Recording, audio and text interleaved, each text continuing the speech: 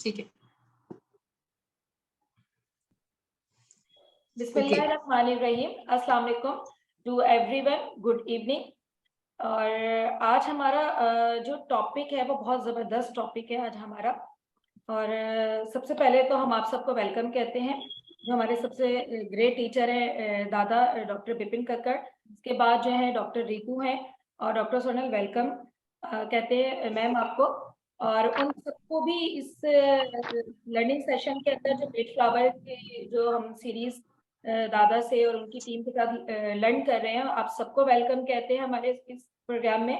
और मैं आप सबकी होस्ट डॉक्टर नौरीन मुमताज। और आज का जो हमारा टॉपिक है, डॉक्टर सोनल ने जो बहुत जबरदस्त टॉपिक हमें दिया है कि प्रेगनेंसी के अंदर हम बेट फ्लावर मेडिसिन को या बेट फ्लावर रेमेडीज को किन स्टेजेस पर कहाँ यूज कर सकते हैं। तो बहुत इंटरेस्टिंग टॉपिक है, बहुत एक्साइटेड तो मैं खुद बहुत ज्यादा हूँ। तो फिर हम दादा से स्टार्ट करते हैं। ठीक है दादा, it's over to you. Hello, thank you madam. आज मुझे तो कुछ बोलना ही नहीं है ना, आज one and only one doctor Sonal madam. फिर बाद में देखेंगे, टाइम मिला तो कुछ डिस्कस करेंगे। ठीक है, ठीक है दादा, ठीक है। चलें जी डॉक्टर सोनल, आप स्टार्ट करें। Okay, so good evening everyone. Thank you so much doctor Rana, doctor Noorin, मुझे इतना अच्छा प्लेटफॉर्म देने के लिए कि मैं अपनी कुछ जो इन्फॉर्मेशन थोड़ी बहुत मुझे है मैं आपके साथ शेयर करूं। दादा आपका बहुत बहुत शुक्रिया, जो मेरे मेंटर है, मेरे टीचर है, मेरे गाइड है, जिसकी वजह से इतना कुछ थोड़ा बहुत नॉलेज मुझे है, जिसकी वजह से मैं आज शेयर करने के लिए आई हूँ। Thank you so much doctor Ritu, मेरे फ्रेंड है, मेरे हमदम, मेरे साथी। आप मेरे साथ है तो मुझे उन्होंने काफी सपोर्ट किया है। सो आज काफी एक फ्रेंडली सेशन की तरह रहेगा। मुझे इतना वो एकदम से टीचिंग जैसे दादा एकदम से टीच करते वैसा नहीं आता है। सो आज का जो टॉपिक है प्रेगनेंसी इन बैक फ्लावर, तो मुझे ये बात ऐसे बतानी है कि आज का जो हमारा टॉपिक है it's a very vast subject. Pregnancy in itself एक वुमेन की जिंदगी में एक बहुत बड़ा पार्ट प्ले करती है, उसकी पूरी लाइफ चेंज कर देती है। तो ड्यूरिंग प्रेगनेंसी जब मेजर फिजिकल और साइकोलॉजिकल चेंजेस एक वुमेन की बॉडी में होते हैं, तो वो through out the pregnancy patient के साथ जो जो होता रहता है उस चीज में वो काफी हेल्पलेस हो जाते हैं। बिकॉज आप सबको पता होगा कि ड्यूरिंग प्रेगनेंसी जो फिजियोलॉजिकल चेंजेस होते हैं, ब्रेस्ट डेवलपमेंट है और एकदम इरिटेशंस है, मूड स्विंग्स है, जेस्टेशनल डायबिटीज है, वैसी सारी चीजों के लिए भी जो वो मेडिसिन ड्यूरिंग प्रेगनेंसी काफी सोच समझ के दी जाती है। और जो साइकोलॉजिकल चेंजेस है उसके लिए रेयरली कोई मेडिसिन है जो ड्यूरिंग लैक्टेशन और ड्यूरिंग प्रेगनेंसी कोई प्रिस्क्राइब करता है। तो क्यों ना, और हर छोटी मोटी चीजों के लिए मेडिसिन लेना या मेडिसिन अटेंशन लेना वो जरूरी नहीं है। जैसे you feel blue, you feel sad, mood swings है, फ्रस्ट्रेशन आ रहा है, गुस्सा आ रहा है, समझ नहीं पा रहे हो, कंफ्यूजन आ रहा है, तो ऐसी चीजों के लिए हमेशा इमरजेंसी मेडिसिनल हेल्प लेना भी पॉसिबल नहीं होता। तो क्यों ना आपके पास कोई ऐसी चीज हो जो आपके बेबी और आपके लिए सेफ भी हो, इजीली अवेलेबल भी हो, आप इजीली उसको कैरी कर सकते हैं, उसको इंजेस्ट कर सकते हैं और काफी आसानी से आपकी जो प्रेगनेंसी की लाइफ है वो काफी स्मूथ बना सकते हैं। तो yes, Bach flower definitely as a complementary therapy, आपकी जो कुछ भी प्राइमरी थेरापी चल रही है उसके साथ as a complementary therapy pregnancy में कैसे कैसे हेल्प करती है, मैं आपको आज उसकी कुछ इंफॉर्मेशन दूंगी। देखिए, हर फीमेल, हर प्रेगनेंसी अलग है, सबको सब सिम्टम्स नहीं भी आते हैं, सबको बहुत सारे सिम्टम्स आते हैं, कोई वो सिम्टम्स से ज्यादा परेशान होता है, किसी को आए सिम्टम्स गए कोई फर्क भी नहीं पड़ता। तो डिपेंड करता है पर्सन टू पर्सन और उसकी सेंसिटिविटी पे। तो आजकल काफी ज्यादा इंडिपेंडेंट वुमेन हो गई है कि they are workaholic, they are career oriented. तो इनफर्टिलिटी के बहुत ज्यादा केसेस अभी देखने को रह गए, क्योंकि there are lot of stress, lot of workload, there are deadlines, और काफी करियर ओरिएंटेड की होने की वजह से आफ्टर 30 इयर्स 34 इयर्स तक वुमेन प्रेग्नेंट नहीं होना चाहती बिकॉज करियर बाउंड है। उसकी वजह से प्रेगनेंसी और इनफर्टिलिटी के चांसेस बहुत ज्यादा बढ़ गई है। दूसरा कि पहले के जो एरा था उसमें 55 और 60 इयर्स तक वुमेन को मेनोपॉज आता था, और आज 40 और 45 इयर्स की एज में वुमेन को मेनोपॉज आ रहा है। उनका जो एएमएच लेवल है, जो एंटीमुलेरियन हार्मोन है, जो अपने ओवरीज में जो हमारे ओवम्स रहते हैं उसके रिजर्वोयर का एक लैंडमार्क है वो काफी कम हो जाता है। At the age of 34 years old lady मेरे पास 0.7 AMH तक लेने आती है, मतलब उसकी आगे की फर्टाइल लाइफ सिर्फ 10 साल की रह गई है। तो ऐसी सिचुएशन में जब फीमेल रेडी नहीं होती एट द एज ऑफ 30, उसको बहुत सारे कंपल्जन आते हैं कि भाई अभी आपका बॉडी विथस्टैंड नहीं कर पाएगा, there are lot of social pressure, and now सब प्रेशर में आके she is trying to conceive. तो क्या होता है कि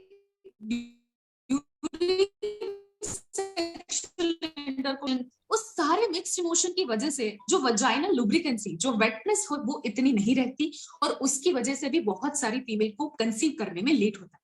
तो ऐसी जब सेक्सुअल ड्यूरिंग सेक्सुअल इंटरकोर्स जब ड्राइनेस ऑफ वजाइना है, जो फुल्ली वेट नहीं हो पाते हैं और काफी मिक्स्ड इमोशन है, फीमेल इज नॉट प्रिपेयर्ड, तो उसके लिए अच्छी मेडिसिन है वॉलनट प्लस होली।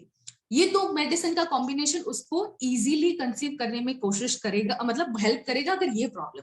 दूसरा, कुछ फीमेल्स उस चीज को सिर्फ काम समझती है कि हाँ चलो भाई लेट्स गेट प्रेग्नेंट, एक काम पूरा हो, she is not totally involve, तो इसकी वजह से भी उसको कंसीव करने में काफी लेट। तो इस तरह की अगर किसी फीमेल की मेंटालिटी है तो उसमें होली प्लस वाइल्ड ओट वो मेडिसिन फीमेल को देने से वो पूरी तरह से प्रिपेयर रहती है, पूरी तरह से जो प्रोसीजर है उसमें इन्वॉल्व रहती है। कभी कभी क्या होता है, लो लिबिडो, जैसे मैंने आपको बताया। दूसरी बात, सब कुछ अच्छा है, सेक्सुअल लाइफ भी अच्छी जा रही है, बट फीमेल जो है वो सीमेन को अपने वजाइना में रिटेन नहीं कर पाती, वो निकल जाता है या फिर XYZ somehow she can not retain. तो उसके लिए क्या करना है, आपको मेडिसिन फीमेल को देनी। अगर वो लेके सब कुछ अच्छा जा रहा है, मेन में कोई प्रॉब्लम फीमेल में, पर वो रिटेन नहीं कर पा रही है, तो उसके लिए मेडिसिन है the chicory plus Holi medicine देने से वो काफी अच्छे से रिटेन कर पाए। दूसरा, इनफर्टिलिटी में जो इश्यूज है वो 20% साइकोलॉजिकल है, बाकी दूसरे इश्यूज है जैसे PCOD, low AMH level, hypothyroidism, all the thing. तो जो साइकोलॉजिकल है वो हम ट्रीट कर पाएंगे। दूसरी, इनफर्टिलिटी, अब 1 साल हो गया, नहीं प्रेग्नेंट हो रहे, now patient is going for IVF। जो पेशेंट IVF के लिए जाता है वो ऑलरेडी मेंटली काफी हार चुका होता है, काफी डिप्रेस्ड हो चुका है, तो उसको डिप्रेशन, पर उसको एक होप तो है कि IVF की वजह से now she will be able,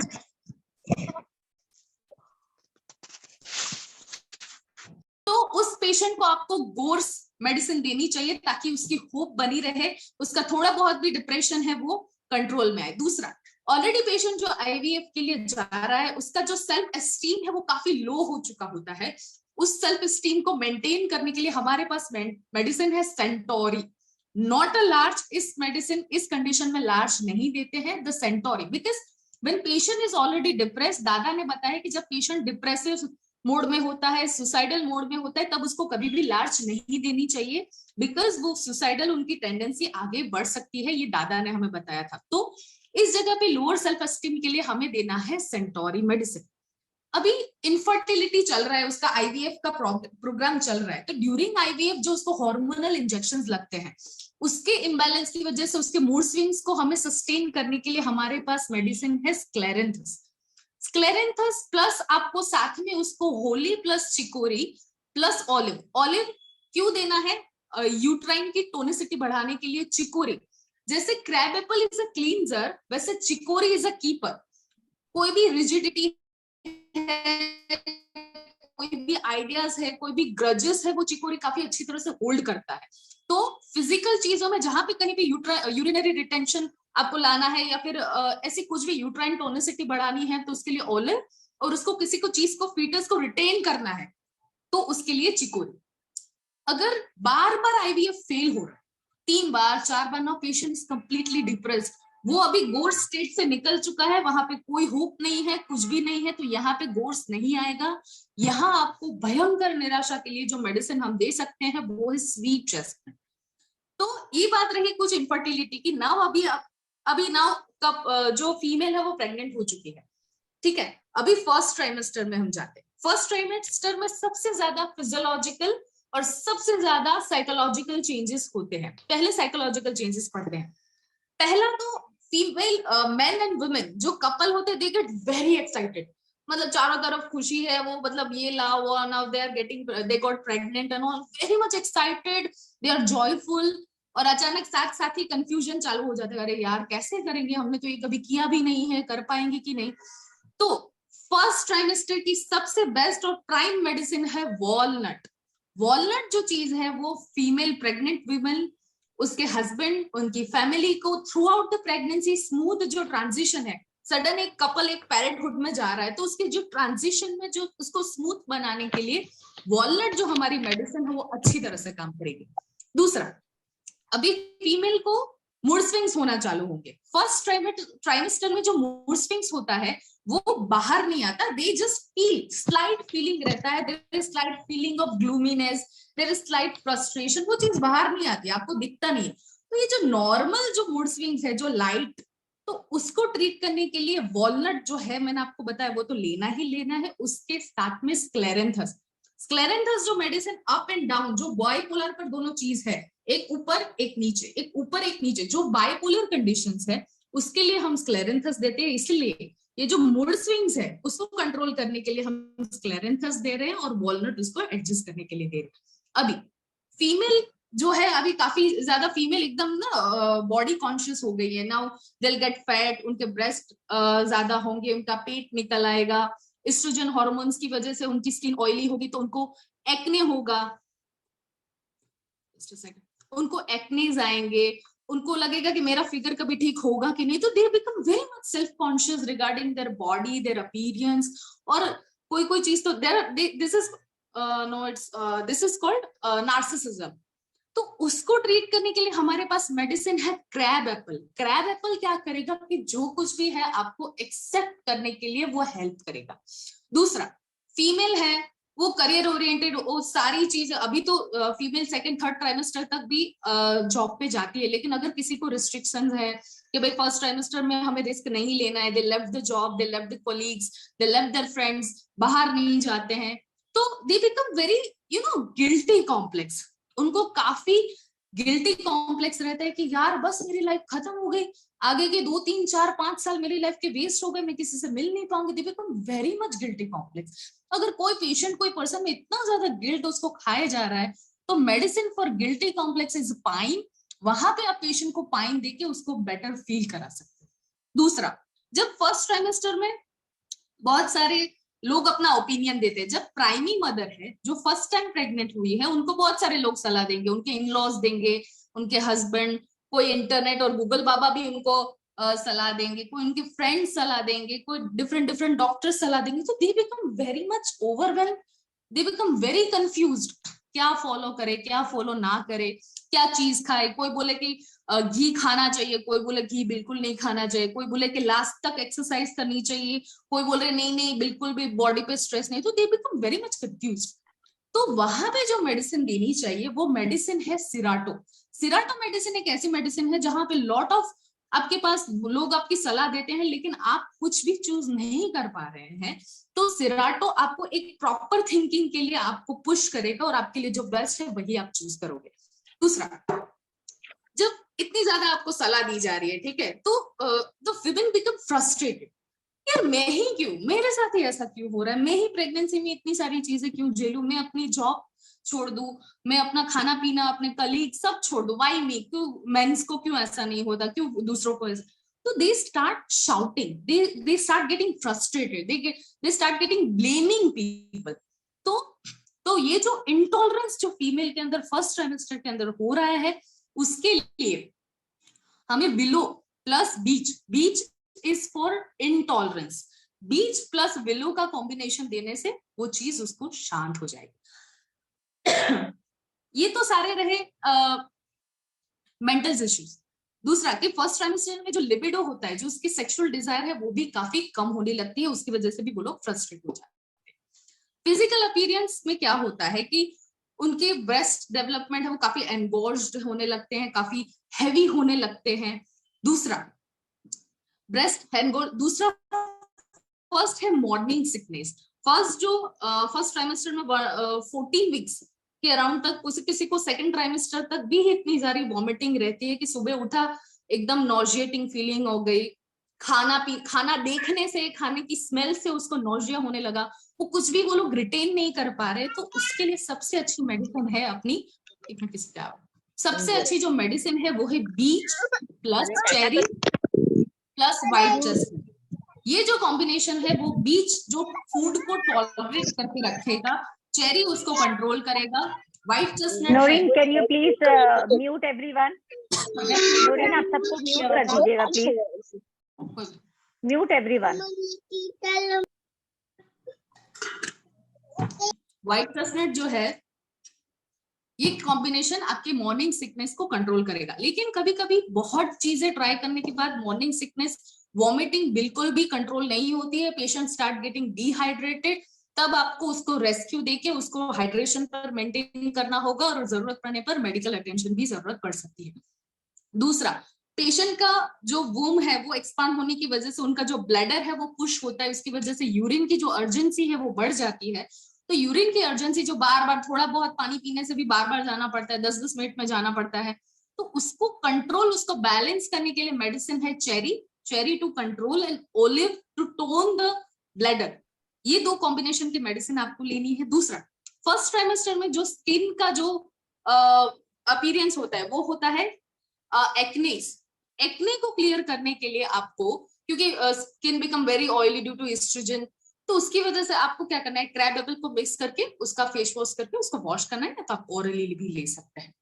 तो ये रही बात फर्स्ट ट्राइमेस्टर। वैसे बहुत सारे चेंजेस है फर्स्ट ट्राइमेस्टर में, पर हर बार हर चीज हम मेंशन नहीं कर पाते। दूसरा, हमेशा फर्स्ट और सेकंड ट्राइमेस्टर के बीच का जो पीरियड होता है उसमें मिसकैरेजेस, या तो completely loss of termination of the pregnancy, या तो थ्रेटेंड अबॉर्शन, मतलब ब्लीडिंग चालू हो जाता है लेकिन कंप्लीट अबॉर्शन नहीं रहता। There are major like 50 to 60% chances इस टाइम में होते हैं मिसकैरेजेस के। मिसकैरेजेस का 10 to 20% श्रेय दिया गया है स्ट्रेस को, कि स्ट्रेस की वजह से काफी ज्यादा मिसकैरेजेस होने के चांसेस है। वो इसलिए, देखिए अभी मेडिकल साइंस धीरे धीरे रिसर्च करके आगे आया है, अभी भी नहीं मान रहा है कि stress could make a turn into a termination of the pregnancy, but yes threatened जो अबॉर्शन है, मतलब होने वाला है पर नहीं हो रहा है, ब्लीडिंग स्टार्ट हो जाती है मिड टर्म्स में ही, तो उसकी वजह से स्ट्रेस को माना गया है। देखिए stress is a generalised term. Stress आपको फियर की भी वजह से आ सकता है। स्ट्रेस इज समहाउ, मतलब कोई भी ऐसी चीज जो आपके बॉडी को और आपके ब्रेन को और आपकी फीलिंग्स को तनाव में डाले, वो स्ट्रेस है। आपको फियर की वजह से भी स्ट्रेस हो सकता है, आपको ओवरवेलमिंग की वजह से भी स्ट्रेस हो सकता है, आपको कोई शॉक लगा, कोई न्यूज सुनी तो भी हो सकता है। जैसे कोई फीमेल को आपको जानने मिले कि भाई अभी 3rd या 4th मंथ चल रहा है एंड अभी ब्लीडिंग स्टार्ट हो रही है, तो तुरंत ही बिना कोई कॉज देखे आपको रेस्क्यू प्लस एल्म, ये जो मेडिसिन के कॉम्बिनेशन है, आपको उसको प्राइमरी जो कुछ भी आप उसका ट्रीटमेंट कर रहे हैं उसके साथ ये कॉम्बिनेशन उसको देना है। रेस्क्यू मतलब कि अभी बात हाथ में से निकल रही है, हम आपको रेस्क्यू मेडिसिन प्लस एल्म उसको ये सारी चीजों से पेशेंट को थोड़ा ठंडा और काम रखे। दूसरा, जब अबॉर्शन या थ्रेटेंड अबॉर्शन किसी फियर की वजह से हो, patient is very sensitive, fear क्या होगा, कैसे होगा, मैं ये रिटर्न कर पाऊंगी नहीं, तो उसकी वजह से एस्पिरिन जो एंटीसिपेटरी एंजाइटी अगर पेशेंट की बढ़ रही है उसकी वजह से उसको थ्रेटेंड अबॉर्शन और ब्लीडिंग स्टार्ट होती है, मेडिसिन इज एस्पिरिन। दूसरा कि पेशेंट फर्स्ट ट्राइमेस्टर में है, कोई शॉकिंग न्यूज आई है, फादर की डेथ हो गई है, घर जल गया है, हस्बैंड की जॉब चली गई, sudden mental shock, physical shock, patient जाते जाते कहीं सीढ़ियों से गिर गया है, कहीं पे कुछ भी जैसे बेली पे कुछ टच हो गया, दरवाजा लग गया, XYZ, मेंटल और फिजिकल शॉक अगर स्मार्ट है और इसकी वजह से अगर ब्लीडिंग स्टार्ट हो जाता है, तो star of Bethlehem is a medicine जो आपकी प्राइमरी की ट्रीटमेंट के साथ स्टार ऑफ बेथलेहम आप पेशेंट को दे सकते हैं। तो ये रही अबॉर्शन। दूसरा, अभी अबॉर्शन, थ्रेटेंड अबॉर्शन हमने बचा लिया, अगर अबॉर्शन हो गया तो फ्रीक्वेंसी, कोई पेशेंट को फ्रीक्वेंसी ऑफ अबॉर्शन ज्यादा होता है कि एवरी टाइम 3rd या फर्स्ट ट्राइमेस्टर में पेशेंट को अबॉर्ट हो ही जाता है। मल्टीपल अबॉर्शन की जिस पेशेंट को हिस्ट्री रही है, आपका प्राइमरी ट्रीटमेंट के साथ उसको जो कॉम्बिनेशन आपको उसको देना है ताकि वो पेशेंट की प्रेगनेंसी रिटेन हो सके, उसके लिए देना है वॉलनट, लिंक तोड़ने के लिए अबॉर्शन की, व्हाइट चेस्टनट जो बार बार ये चीज हो रही है उसको कंट्रोल करने के लिए, तीसरे जो कॉम्बिनेशन में मेडिसिन है ऑलिव, यूट्राइन टोनिसिटी को बढ़ाने के लिए, और 4th चिकोरी उसको होल्ड करने के लिए। ये मेडिसिन का कॉम्बिनेशन आप पेशेंट को दे सकते हैं ताकि काफी उसकी हम हेल्प कर पाए ये लिंक तोड़। अभी चलो अबॉर्शन हो गया, patient is in deep shock, तो उस टाइम पे पेशेंट को स्टार ऑफ बेथलेहेम देना है और उसको सस्टेन करना है। अभी उसको हमें नेक्स्ट प्रेगनेंसी के लिए पेशेंट को प्रिपेयर करना है, तो नेक्स्ट प्रेगनेंसी के प्रिपरेशन के लिए पहले तो पेशेंट को आप गोर्स दीजिए ताकि उसको जो पिछला जो कुछ भी ट्रॉमा है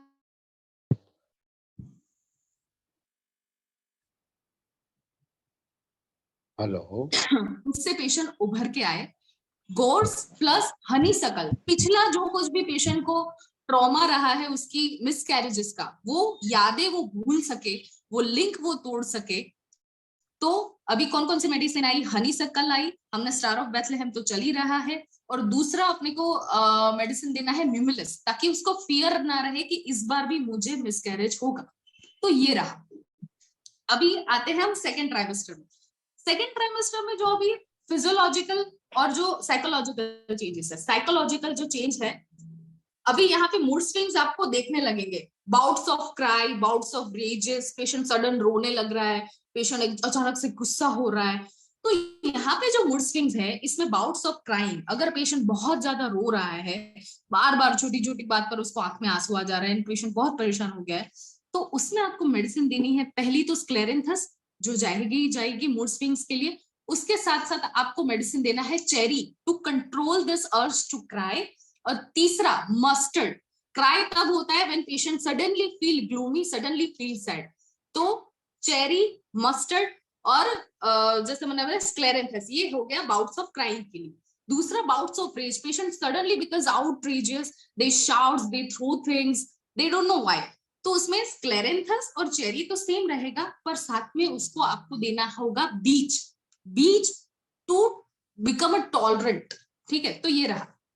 दूसरा कि अभी उसको धीरे धीरे, पहला जो ट्राइमेस्टर था वहां पे वो प्रेगनेंसी हाँ हो रहा है, अभी उसको पता चल गया कि नहीं प्रेग्नेंट हो गए, अभी तो बेबी आ रहा है, now they start realising they are actually pregnant, so they become very much overwhelming.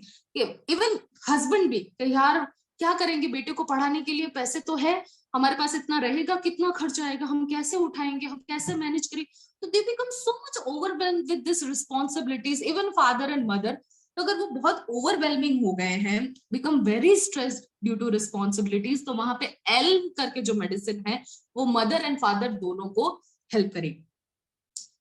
धीरे धीरे अभी फीमेल क्या होता है कि सेकंड ट्राइमेस्टर में उसके जो रेगुलर गायनेक चेकअप है वो बढ़ जाते हैं, उसमें every time weekly patient foetus का ग्रोथ देखा जाता है, उसके हार्ट बीट सब check, mother becomes very much worried कि यार जैसे ही उसको उसकी डेट आती है कि भाई उसको गायनेक चेकअप के लिए, शी बिकम्स एक्सट्रीमली एंग्शियस। तो उसके लिए जो मेडिसिन है वो है म्यूमिलिस। दूसरा, मदर अभी all the time she is worried about her baby, मेरी बेबी को ठीक होगा, कोई क्रोमोसोमल अबनॉर्मलिटीज तो नहीं होगी, आफ्टर बर्थ इसको कोई इश्यूज तो नहीं होगा, अभी मेरा बेबी घूम नहीं रहा है, क्या हो गया है, पानी घट रहा है, बढ़ गया है जेस्टेशनल डायबिटीज, तो she is so much worried. तो उसके हार्मोनल इम्बैलेंस की वजह से देयर आर चांसेस कि उसको अभी जेस्टेशनल डायबिटीज या तो हाइपरटेंशन या तो हाइपोथायराइड उसको इस ट्राइमेस्टर में रहता है। तो उसके ओवरली कंसर्न की वजह से जब उसकी हेल्थ पे असर आने लगती है, तो मेडिसिन इज रेड चेस्टनट। दूसरा, तो रेड चेस्टनट मेडिसिन की उसकी वरी थोड़ी काम रहेगी और आगे चीज चलती रहेगी। दूसरा, धीरे धीरे मदर को ऐसा लगता है कि like be good mother, I am a primi, मैं ठीक से कर पाऊंगी कि नहीं, ये वो, जब उसको डाउट्स आने लगते हैं अपनी कैपेबिलिटीज पे या कुछ भी ट्रांजिएंट, तो उसके लिए जेंशन प्लस लार्ज करके आप कॉम्बिनेशन दे सकते हैं उसको, ये थोड़ी परेशानी कम करने के लिए। दूसरा, कुछ मदर में ऐसा रहता है कि धीरे धीरे उसके हस्बैंड बेबी की साइड बहुत ज्यादा इन्वॉल्व हो जाते हैं, पेरेंट्स, ग्रैंड पेरेंट्स सब, वो अच्छा बेबी बेबी बेबी, उसके तो तुरंत उसके बारे में भूल ही जाते हैं। तो कुछ फीमेल्स को थोड़ी जेलसी रहती है समटाइम्स, बराबर कि कुछ ऐसे इश्यूज होते हैं, तो उसके लिए मेडिसिन है होली। सेकेंड ट्राइमेस्टर में सबसे बड़ा, जो मैंने बताया कि फर्स्ट ट्राइमेस्टर की वॉलनट मेडिसिन है, सेकेंड ट्राइमेस्टर की मास्टर मेडिसिन है स्क्लेरेंथस, क्योंकि वहां पे मेजर मूड स्विंग्स होते हैं, मेजर हार्मोनल इम्बैलेंसेस होते हैं। फिजिकल चेंजेस में अभी ब्रेस्ट काफी ज्यादा स्वॉलन, पेट भी बाहर आने लगा है, स्वॉलन ब्रेस्ट के लिए आप cherry plum plus rock water को गर्म पानी में लेके उसका हॉट फॉर्मेंटेशन पेशेंट को दे सकते हैं, उसका गर्म शेक दे सकते हैं। दूसरा, सेकेंड ट्राइमेस्टर में जो स्किन इश्यूज होता है, पहला इशू होता है मलेज्मा, जो वो ब्लैक जो स्पॉट्स होता है वो हार्मोनल इंबैलेंस की वजह से होता है, तो उसके लिए मेडिसिन है स्क्लेरेंथस प्लस क्रैब एपल, वो आप एक्सटर्नली भी लगा सकते हैं, इंटरनली भी लगा सकते हैं। दूसरा है स्ट्रेच मार्क्स और स्ट्राया, जो स्ट्राया हो जाता है उसको आप ऑलिव को मस्टर्ड ऑयल में करके दूसरे आपकी कोई भी क्रीम के साथ मैनेज करके उसका मालिश कर सकते हैं, वो स्ट्राया को रोकने के लिए। तीसरा, सेकेंड ट्राइमेस्टर में फ्रीक्वेंट यूरिनरी ट्रैक्ट इन्फेक्शन की सिचुएशन बहुत बढ़ जाती है, बिकॉज हाइजीन नहीं रहता, फीमेल अच्छे से वो एरिया वॉश नहीं कर पाती बिकॉज हर ग्रोन बेली। तो उसकी वजह से क्या करना है कि crab Apple plus cherry plum plus walnut, ये मिश्रण को आपको गर्म पानी में ऐड करके उसमें सिट्स बाथ, उसमें बैठना है उठना है, बैठना है उठना, सिट्स बाथ उसको फीमेल को दिलवाना है। अभी आते हैं थर्ड ट्राइमेस्टर। थर्ड ट्राइमेस्टर में सिर्फ एक ही प्रॉब्लम है, जैसे जैसे ड्यू डेट आता है अभी फीमेल इतनी एग्जॉस्ट हो चुकी, अच्छा उसने खाना नहीं खाया है, ना किसी से मिल पाई है, all the time baby baby, ना वो ठीक से सो पा रही है, बैक में सो रही है तो बैक पेन हो रहा है, आगे वो सो नहीं, शी बिकम्स वेरी फ्रस्ट्रेटेड। जैसे जैसे ड्यू डेट आ रही है शी बिकम्स वेरी इम्पेशेंट। तो इसके लिए सबसे अच्छी मेडिसिन का कॉम्बिनेशन एक ही कॉम्बिनेशन, वो है इम्पेशेंट प्लस बीच का। वो अगर आप मदर को दोगे तो she'll become less worried, she'll become less impatient। अभी जो थर्ड ट्राइमेस्टर में ब्रैक्सटन हिक्स कॉन्ट्रैक्शन, मतलब कि लेबर पेन चालू जैसे थोड़े बहुत झटके आते हैं लेकिन एक्चुअल लेबर पेन नहीं है, पर अगर उसको हल्के में लिया गया और अगर शॉर्ट इंटरवल वो उसका होता गया और बार बार ब्रैक्सटन हिक्स कॉन्ट्रैक्शन आ रहे हैं आपको, तो शायद हो सकता है कि प्रीमेच्योर डिलीवरी हो सकती है, तो आपको तुरंत डॉक्टर के पास जाना चाहिए। लेकिन अगर आपको पता है कि भाई सेकंड ट्राइमेस्टर के एंड में थोड़े बहुत ब्रैक्सटन हिक्स कॉन्ट्रैक्शन आ रहे हैं, छोटे छोटे आ रहे हैं, तो आपको उसको चेरी प्लस एल मेडिसिन लेने से वो चीज कंट्रोल हो सकती है, लेकिन वो कंट्रोल करने की चीज नहीं है अगर शॉर्ट इंटरवल पे लॉन्ग आ रहे हैं कॉन्ट्रैक्शंस। अभी लेबर पेन में आ रही है फीमेल, तो लेबर पेन में जब डिलीवरी रूम तक फीमेल और delivery during delivery she allows doctor allows तो medicine is rescue, only and only rescue medicine उसको स्मूथ लेबर पेन से ट्रांजिट कर सकती है। अभी हमारा जो लास्ट, अभी डिलीवरी हो गई, शी इज हैप्पी, सब अपने अपने घर गए। Now the most concerning topic जो मुझे लगता है थ्रू आउट द डिलीवरी, इतना मैंने कहा पर मुझे आपको जो चीज आपको बतानी है वो है पोस्टपार्टम डिप्रेशन। पोस्टपार्टम डिप्रेशन बहुत सारी फीमेल्स में देखा गया है कि पोस्टपार्टम डिप्रेशन में क्या होता है कि इतना ड्यूरिंग प्रेगनेंसी हाइटेंड हार्मोन्स होते हैं, third and fourth day after the delivery sudden drop of the hormones and patient feels baby blue, एकदम ग्लूमी सैड नो रीजन, ठीक है, तो इसको पोस्टपार्टम डिप्रेशन बोलते हैं। अभी उसको क्योर अगर नहीं किया तो आगे जाके वो काफी परसिस्ट भी हो सकता है और आगे जाके वो आपकी पर्सनालिटी को चेंज भी कर सकता है। देखिए डिप्रेशन का मतलब ऐसा नहीं है कि पूरा टाइम रोना, ठीक है, डिप्रेशन मतलब कि किसी चीज में इंटरेस्ट ना होना, किसी चीज से बात, किसी लोग से बात नहीं कर पाना, कोई जो आपको अच्छी लगती थी वो चीज आप कर नहीं रहे हो, या तो आप ओवर ईटिंग कर रहे हो, या तो आप बिल्कुल भी नहीं खा रहे, या तो आप सोते रहते हो, या तो आपको बिल्कुल भी नींद नहीं आ रही है, या तो आप ऑफिस नहीं ज्वाइन करना चाहते। तो ये कुछ चीजें हैं जिसको हम पोस्टपार्टम डिप्रेशन में ले सकते हैं। अगर इसको ट्रीट नहीं किया गया और वो जो अगर चीज मेजर हुई तो देयर आर चांसेस कि फीमेल बिकम अ क्या बोलते हैं होमिसाइडल, वो खुद को मारना चाहेगी, उसके सुसाइडल थॉट्स आएंगे, या तो वो अपने बेबी को हार्म करना चाहेगी या तो दूसरों को हार्म करना चाहेगी। तो पोस्टपार्टम डिप्रेशन में फर्स्ट जो कॉम्बिनेशन अगर थोड़ा बहुत ही आप दे सके तो पहला है शॉक के लिए star of Bethlehem, there is a sudden drop, ठीक है, तो स्टार ऑफ बेथलेहेम प्लस आपको उसको देना है walnut to adjust this drop, plus उसको देना है आपको मस्टर्ड। तो ये 3 मेडिसिन का आपको जो कॉम्बिनेशन दे प्राइमरी स्टेट में देना है। और अगर शी बिकम होमिसाइडल, वो बोल रही है कि मेरे को सुसाइडल थॉट्स आ रहे हैं एंड ऑल, तो आपको मेडिसिन ये प्राइमरी कॉम्बिनेशन तो रखना ही रखना है, साथ में नीचे आपको होली भी ऐड करनी है। सो ये सारी चीज देखिए, ये कॉमन चीजें थी ये सारी चीज, ठीक है, हर पर्सन हर सिचुएशन हर डॉक्टर के हिसाब से मेडिसिन अलग अलग है, ठीक है, तो इसको बांध के ना चले। जब भी आपको लगे कि सिचुएशन आउट ऑफ हैंड है तो तुरंत मेडिकल अटेंशन ले, ये इस चीज पर अगर हम बोलने जाए तो शायद 3, 4, 6, 8 सेशन भी खत्म ही ना हो, इतनी इंफॉर्मेशन है। तो आज को के लिए इतना ही बस मेरी साइड से। Thank you so much doctor Noorin Dada and doctor, thank you so much. माशाल्लाह से मैम आपका सेशन बहुत इंफॉर्मेटिव था और मैं उम्मीद करती हूँ कि पाकिस्तान में बहुत सारे लोगों को बहुत कुछ सीखने को मिला इस सेशन से। आपने बहुत अच्छे से बताया।